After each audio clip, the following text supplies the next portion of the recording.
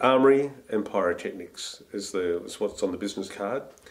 First and foremost, theatrical and film armourer, and that means I supply weaponry of all kinds. It's not only firearms. Most people think weaponry is firearms, but it can be everything from edged weapons, knives and the like, swords, archery gear, slings, catapults, you name it. I use pyrotechnic material to create specific special effects. Now, they can be everything from cars burning and blowing up to buildings burning and blowing up, right through to a small electrical good malfunctioning and a few sparks coming out of it. Rather than just go, here's an explosion. I can say, here's an explosion, and I can make it this colour. I can make the flames this fast or this slow, and I can give you a whole lot of stuff to work with. And that's wonderful for their creative elements too. The bigger, more popular movies that come out of the States, such as the Wolverine and X-Men series, that was a huge one. We had 10 armourers on that.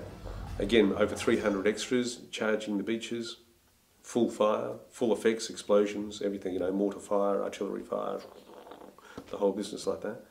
And then Vietnam, we even had a Huey helicopter, which between you and I had no engine in it, but you can't tell. And in the film itself, our main character goes through a dream sequence where he visits all these scenarios, and it got cut together. It got cut together into one 38-second segue at the beginning of the show. So actually, it was a movie called Stealth, an American production. There was one opening sequence there where a cave had to be blown up. For the cameras, you needed a slow, billowing black cloud. We needed a flame front of a certain width and a flame height of a certain height. So the explosive components had to be matched to the effect. It was a huge explosion. It was 250 metres high and probably 120 metres across, and it looked pinpoint, just spot on. So being a motion picture armourer, a theatrical film armourer, is not only procuring and wrangling of props, it's manufacture. In the film Wolf Creek, this was the knife that was made for the key actor. So this is the hero prop.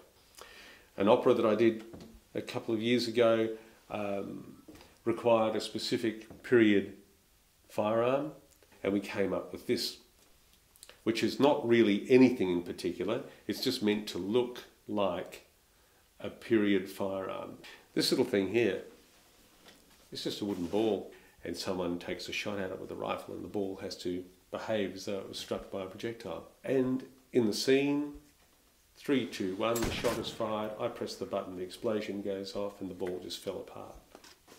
These little things may look fairly straightforward and harmless, but they are high explosive, and one of these charges is actually placed on the plate. The plate is secured to the actor, often under the clothing, or to the clothing, directly to the clothing, but sometimes directly to the body. But the point is, the plate provides a barrier between the explosive and the body. Alrighty?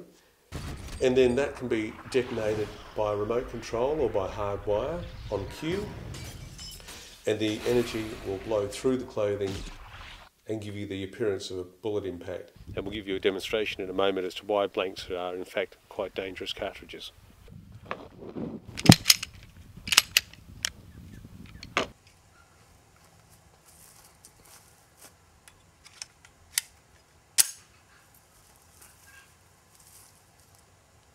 Fingers in ears.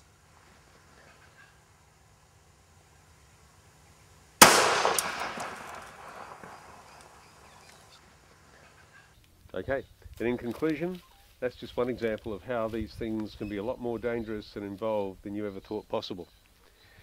Pyrotechnics, film armoury, vital to the industry, but more important, vital that it's done properly for safety for everybody.